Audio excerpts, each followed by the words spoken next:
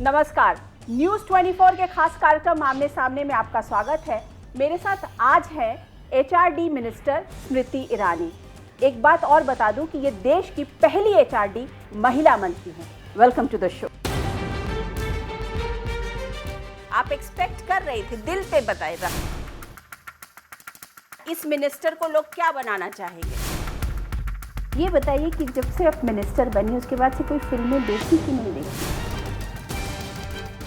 क्या आज भी जुबिन उसी तरीके से आपको सपोर्ट करते हैं? अच्छा ये बताइए स्मृति कि ऐसा क्यों है कि एक महिला एचआरडी मिनिस्टर हुई तो कंट्रोवर्सीज क्यों उभर के आती हैं? क्या आपको लगता है कि क्योंकि एक महिला है, यंग है, इसलिए लोग जानबूझ के मतलब ज्यादा बखेड़ा बनाते हैं? कभी क्रच नहीं बनाती। मुझे इस बात का एहसास है कि मैं एक पब्लिक पर्सन हूँ। मुझे इस बात का एहसास है कि अगर मुझ पर कोई टिप्पणी की जाती है अथवा अखबार की सुर्खी में मेरा नाम आता है तो उसको लोग पढ़ते ज़रूर हैं, और टेलीविज़न का अथवा अखबार का काम ही है मुनाफा कमाना। तो मुझे इस बात का रंज भी नहीं है कि क्यों मेरे नाम से अखबार में कुछ ना कुछ छपता है, क्योंकि मैं जानती हूँ कि जो बिकता है वही दिखता है। ये मानसिकता मीडिया की मुझे पता है। मेरा मात्र इतना प्रयास रहता है कि मेरे हाथ से कोई पॉलिसी में त्रुटि ना हो। मेरा जो दायित्व का मेरा जो एक क्षेत्र है अथवा मेरी जो मर्यादा है उसका मैं उल्लंघन ना करूं। अब बाकी मुझे लगता है मीडिया के आधार पर जीवन को जीने की शैली मेरी नहीं रही है। तो जब मैं अपने टर्म्स पे जीती है। जी, मैं जब एक्टर थी तब भी मैं अखबार मेरी किस्मत नहीं लिखते थे, और मिनिस्टर हूँ आज भी अखबार मेरी किस्मत नहीं लिखते। लेकिन फिर ये क्यों परसेप्शन बन गया? इस तरीके का परसेप्शन क्यों बना है? देखिए, मुझे लगता है कि इंफॉर्मेशन के या इंटरव्यू के अभाव में अथवा किसी ऑफिशियली अनऑफिशियल लीक के अभाव में ऐसी खबरों का छपना काफ़ी स्वाभाविक है। इसलिए जब आप और हम आमने सामने बैठे हैं तब इन बातों की पुष्टि हो जाती है। मेरा आग्रह हमेशा लोगों से ये रहता है कि आप पहले पूरी जानकारी प्राप्त कीजिए, उसके बाद टिप्पणी करेंगे तो वो टिप्पणी कंस्ट्रक्टिव होगी। लेकिन अगर उद्देश्य मात्र टिप्पणी करना है तब उससे मैं लेकिन स्मृति, आप जैसे बीजेपी की प्रवक्ता रही हैं, आप बीजेपी की उपाध्यक्ष रहीं, उस समय आप बहुत मीडिया से एक्सेसिबल थी जब बीजेपी ऑपोजिशन में थी। अब जब आप एचआरडी मिनिस्टर हो गई तो आप मीडिया से आपने थोड़ी दूरी बना ली, जबकि आप मीडिया की ही हैं। भले आप जीसी उससे आई हैं, आप क्यों क्वाइट क्यों हो गई? मेरे पास काम इतना रहता है अनुराधा जी कि जितना अभी मैं वक्त आपके साथ बिता रही हूँ उसमें मैं और 20 फाइलों के ऊपर काम कर चुकी होती। तो सत्य ये है। तो आपको लगता है क्या कि ये जो आपके ऊपर काम इतना आया, दो प्रकार के, you are not interacting with media? दो प्रकार के इंडिविजुअल्स होते हैं, एक जिन्हें नाम की तलाश है और दो जो काम करना चाहते हैं। नाम भगवान की दुआ से मुझे मिल चुका है, तो ऐसा नहीं है कि मुझे कोई हेडलाइन चेज करने की ज़रूरत है। मुझे दायित्व ये दिया गया है ताकि मैं काम करूँ। तो अगर काम में विलीन होकर एक ज़्यादा रिपोर्टर मैं उससे बात नहीं कर पाती तो उसमें शायद व्यक्तिगत हानि मेरी है, शायद मेरे बारे में 2-3 और लेख ज़्यादा छप जाएंगे, लेकिन मुझे इस बात का संतोष रहता है कि जिस काम के लिए मुझे यहाँ पर दायित्व दिया गया है वो काम कम से कम हो रहा है। अच्छा ये बताइए स्मृति, जब आप इस कुर्सी पर बैठी एक एचआरडी मिनिस्टर होते हुए, जब एचआरडी मिनिस्ट्री को इतना बड़ा बनाया गया सारे तमाम विभागों को मिला करके, तो उस पर नरसिम्हा राव थे, उस पर अर्जुन सिंह थे, उस पर माधवराव सिंधिया थे, मुरली मनोहर जोशी जी थे, बाद में कपिल सिब्बल जी। तो क्या इसका बहुत बोझ है? आप नहीं, मुझे लगता है कि अगर आप पहले से ही एक नेगेटिव थॉट के साथ किसी रिस्पॉन्सिबिलिटी को अप्रोच करते हैं तो वो दायित्व आपको बोझ लगता है। मुझे ये जिम्मेदारी दी गई, प्रधानमंत्री जी ने जो जिम्मेदारी दी है वो शायद इस मंशा से दी कि आप इस बोझ के तले ना दबें। आप एक्सपेक्ट कर रही थी, दिल पे बताए? मैं दिल से बोल रही हूँ। मैं मिनिस्ट्री इसलिए एक्सपेक्ट नहीं कर रही थी, और इसका सबसे बड़ा प्रमाण ये है कि जिस दिन मंत्रालय की घोषणा हो रही थी अथवा शपथ विधि थी, उस दिन मैं दिल्ली में थी नहीं। तो मुझे फ़ोन करके बुलाया गया और कहा गया कि आप आइए, आपको दायित्व दिया जा रहा है। तो जिन लोगों की एक्सपेक्टेशंस होती हैं वो दिल्ली में दिखाई देते हैं, मैं दिल्ली में थी नहीं। तो मतलब आपके साथ बहुत सारी चीज़ें अकस्मात जिसे कहते हैं ना कि आउट ऑफ ब्लू हो जाती है। Life is full of surprises. या so it was a pleasant surprise for you?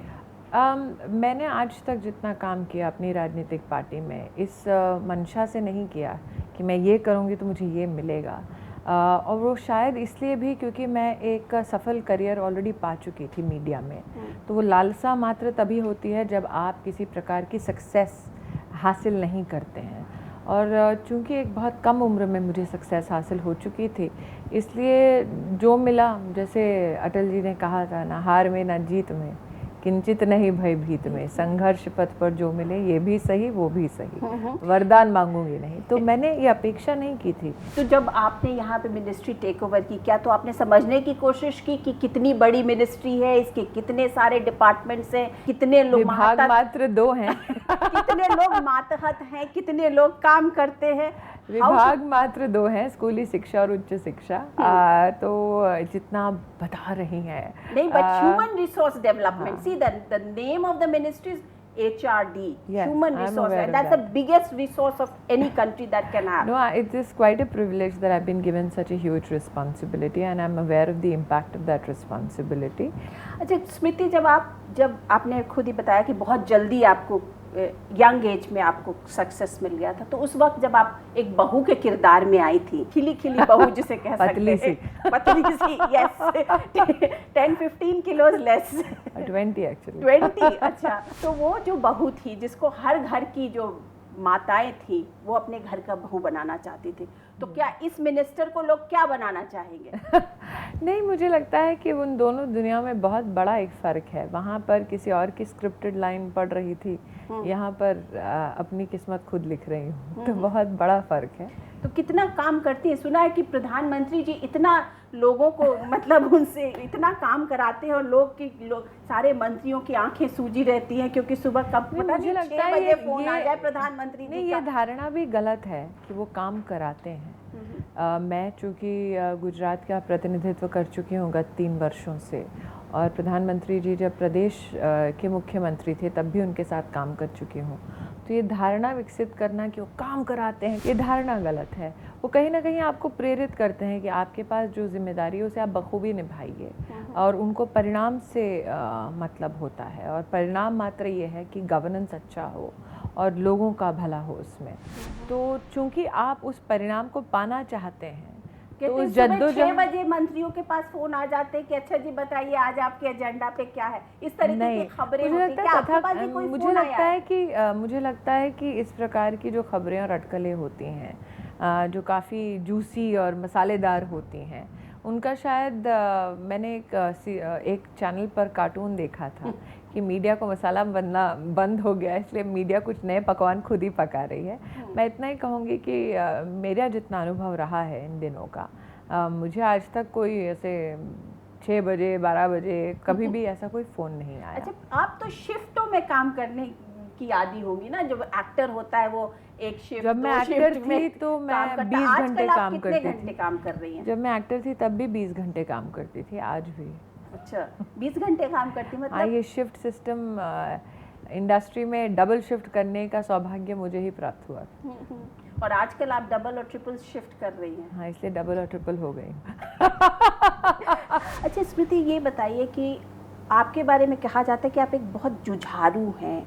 जैसे आप सास भी कभी बहू में एक वीरानी परिवार के अंदर लड़ती थी, वैसे ही अपने अस्तित्व के लिए आपने पूरी लड़ाई करी है, चाहे वो लड़ाई इन द सेंस कि you fought it out. It's not been an easy journey for you. I think it's never an easy journey for any individual. The only difference is that many individuals don't get written about and don't get interviewed by Anuradha Prasad. I do. No, I know of Smriti. जब स्मृति वो कौन जब आप भी सास बहू के serials बनाती थी जी, जब मैं भी बनाती थी, और स्मृति तब जो थी वो दो बहनों वाली एक सास भी कभी बहू के पहले एक सीरियल भी आया था, कविता आतिश। हाँ, आतिश जी। मैं तो उस समय की स्मृति को जानती हूँ, तो वो वाली स्मृति भी खूब जुझारू थी, लड़के झगड़ के अपनी जगह कर लेती थी में। हाँ, यहाँ भी स्मृति ने वैसा ही कुछ किया। Is it very tough for a woman to be in public life? No, it's not. I think when your ideas are very clear, आप जानते हैं कि आप जीवन में क्या करना चाहते हैं, कैसे करना चाहते हैं, और जब आप सही के पक्ष में खड़े रहने की हिम्मत करते हैं तो कुछ भी इतना मुश्किल नहीं है। वो मेलोड्रामेटिक बहुत साउंड करता है और मुझे लगता है सबका जीवन संघर्ष से भरा है। हमारा सिर्फ मेलोड्रामेटिक इसलिए साउंड करता है क्योंकि हम सास बहू का सीरियल कर चुके हैं और कुछ नहीं। पर एक बात बताइए कि आप जब अपने पीक पे थी तब आप पॉलिटिक्स में आ गई, गोपीनाथ मुंडे जी आपको पॉलिटिक्स में ले आए। कहते हैं कि आपके हस्बैंड कहते थे कि ये पॉलिटिक्स में ही जा सकती है। मेरे जीवन का निर्णय कोई भी किसी ने आज तक खुद नहीं लिया, मैंने हर निर्णय स्वयं लिया। मैं एक स्वयंसेवक के परिवार में जन्मी थी और तीसरी पीढ़ी हूँ। और मुंडे जी से जब चर्चा होती थी तो वो कहते थे कि साइडलाइंस पे बैठ के टिप्पणी करना बड़ा आसान है कि देश को बदलना चाहिए, ये होना चाहिए, वो होना चाहिए। बदलाव तब आता है जब आप सिस्टम का हिस्सा होते हैं और उस बदलाव को आप स्वयं लाते हैं पॉलिसी के माध्यम से, और वो तभी संभव है जब आप राजनीति में होते हैं। तो उस बात से मैं भी सहमत थी क्योंकि थोड़ा बहुत NGO के माध्यम से सोशल एक्टिविटीज़ मैं भी करती थी, कहीं पानी की सुविधा दिलवाना अथवा किसी बच्चे का स्कॉलरशिप कराना। लेकिन मैं इस बात से टोटली सहमत थी कि अगर आप बदलाव चाहते हैं तो पॉलिसी इनिशिएटिव्स आपके माध्यम से हो, ऐसी स्थिति आपको खड़ी करनी चाहिए, इसलिए मैं राजनीति में आई। लेकिन एक बात बताइए, जब कपिल सिब्बल से सामना हुआ पहली दफ़ा जी इलेक्शन में, उसके बाद आप जब हार गई तो आपने ये सोचा नहीं कि this is not my cup of T? नहीं। Arnold Schwarzenegger said, "I'll be back."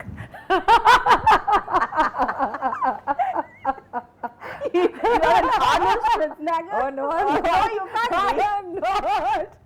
I am not. I think that जो इंसान परिस्थितियों से हार मान ले, मतलब मैं उस प्रकार की व्यक्ति नहीं हूँ। लेकिन आपकी पार्टी के अंदर भी जब जैसे जैसे आपका कद बढ़ता गया तमाम विरोधी खड़े होते गए।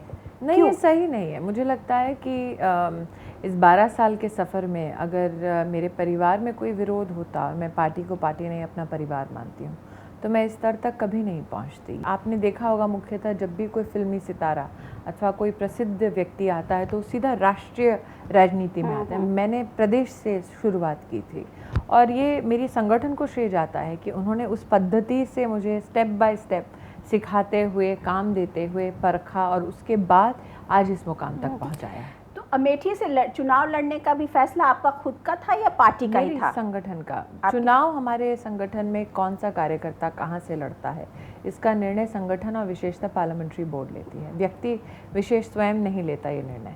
पर एक बात बताइए, कुमार विश्वास ये कह रहे थे कि फसल मैंने बोई, पौधे मैंने लगाए और एक स्मृति ईरानी आई और वो काट के लेके चली गई।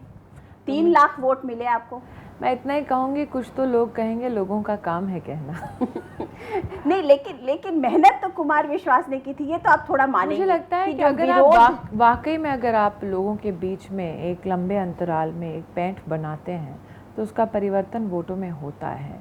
मैं भाग्यशाली हूँ कि 20-25 दिन के अंतराल में ही मैंने 3 लाख लोगों का विश्वास जीता और जिस सीट पर हम लोग मात्र 30,000 वोट पाते थे उसी सीट पर इतनी बड़ी हमने एक वोट हासिल की। तो कहीं ना कहीं हाँ, जनता के बीच में अमेठी में मैं वो विश्वास उत्पन्न कर पाई उनके बीच में रहकर। तो स्मृति ईरानी की कार्य क्षेत्र अमेठी रहेगा? ये देश मेरी भूमि है। नहीं, देश नहीं, मैं अमेठी की बात कर रही हूँ, मैं अमेठी की बात पूछ रही हूँ। मैंने अमेठी की जनता से वादा किया था कि आप मुझे आपके मध्य में पाएंगे। उस वक्त मेरा उपहास किया गया, मजाक उड़ाया गया। जो लोग इस बात से वाकिफ़ नहीं थे कि मैं चांदनी चौक भी गई थी, लौटी थी वहाँ, उन लोगों को शायद आश्चर्य हुआ जब उन्होंने चुनाव के बाद, परिणामों के बाद मुझे वापस अमेठी में पाया।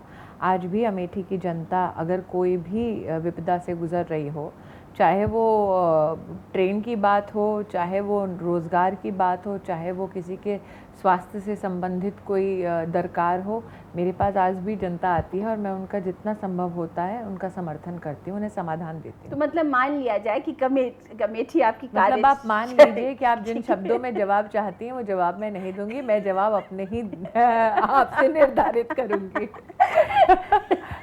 अच्छा, ये बताइए कि आपके हस्बैंड आज भी जुबिन उसी तरीके से आपको सपोर्ट करते हैं? मुझे याद है 2004 के इलेक्शन में वो आपके साथ साथ वही घूमते थे।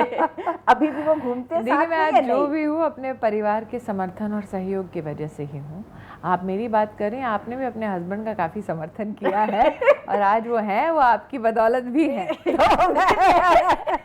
मैं तो इलेक्शन की बात पूछ नहीं, रही मैं ये इसी बात को जोड़ रही हूँ। पहले भी कहती थी, आज भी कहती हूँ, आगे भी कहूँगी कि मैं जो भी हूँ अपने परिवार के समर्थन और प्रेम की वजह से हूँ। कहते हैं अमेठी में सब आपको दीदी कह के बुलाते हैं। आप किसी ने आपको मैडम कह दिया था तो आप बड़ी नाराज हो गई थी कि मैडम होंगी मिसेस गांधी, सोनिया गांधी, मैं तो दीदी हूँ। सही है क्या? मुझे दीदी करके ही संबोधित करते हैं लोग। तो क्या आप और दीदी में वो अपनापन दिखता है जो मैडम में नहीं दिखता। अच्छा स्मृति, जब आप अमेठी में कैंपेन कर रही थी तब शायद आपका कोई फिल्म का कुछ डेट भी था, शिमला में जाकर के आप शूटिंग भी करके आ गई थी। हाँ, ये सत्य है कि वो अपने आप में एक अनोखा प्रोजेक्ट था, क्योंकि वो महिला जो थी वो एक मेंटली चैलेंज महिला का किरदार था।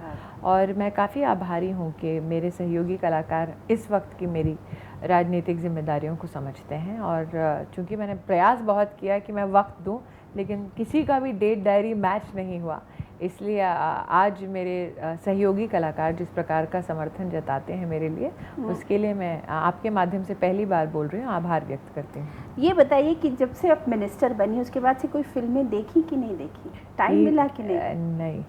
नहीं। सीरियल्स भी नहीं? सीरियल में पहले भी नहीं देखती थी। क्या बात कर रहे हैं? नहीं, जो काम करता है सीरियल में उसके लिए काफी था।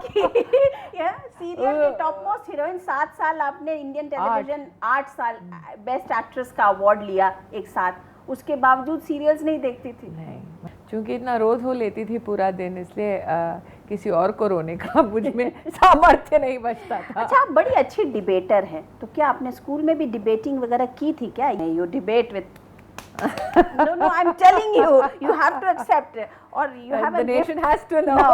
The gift of gab. You have a very good command over. आपको बड़े हिंदी पे भी अच्छा कमांड है और अंग्रेजी में भी खूब लड़ती झगड़ती हैं। तो it's ironical that as a student, as a child, I was an introvert. मैं ज़्यादा इंटरव्यू में जितना बोलती हूँ उतना निजी जीवन में नहीं बोलती हूँ। कहते हैं कि आपके कोई एक एस्ट्रोलॉजर आए थे और उन्होंने कहा था, कहा कि मैं दोनों के तो किस्मत बता सकती हूँ, बड़ी वाली का किस्मत भगवान ही मालिक है। निकम्मी है, कुछ बनेगी कुछ नहीं जीवन में। ऐसा नहीं, ऐसा हुआ था। मुझे एक बोला था ज्योतिष जी ने कि ये कुछ स्मृति जो है वो कुछ नहीं कर पाएगी, इसका किसी से ब्याह करा दो तभी इसका उद्धार हो पाएगा, वरना करने लायक इसमें कोई क्षमता है नहीं। लेकिन कभी ये मन नहीं किया कि जाकर उस ज्योतिष को बोलूं, देखा मैंने क्या किया।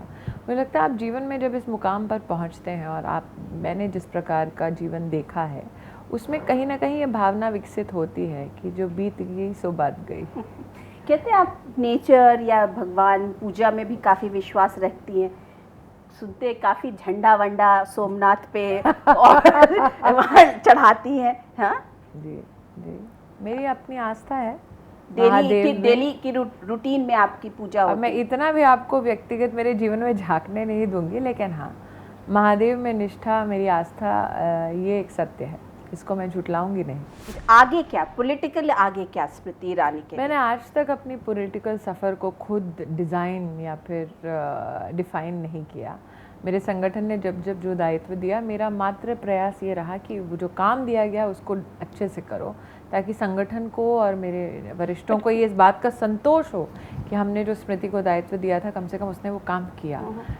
द फैक्ट कि मैं ये सोच विकसित कर पाई हूँ अपने संगठन में, द फैक्ट कि मैं ये विश्वास विकसित कर पाई हूँ अपने संगठन में, वही वेरी ऑनेस्टली मेरी सबसे बड़ी पूंजी है। तो ये थी HRD मिनिस्टर स्मृति ईरानी आमने सामने में। मैं अनुराधा प्रसाद किसी और के साथ अगले हफ्ते आपसे फिर मिलती हूँ, तब तक के लिए नमस्कार।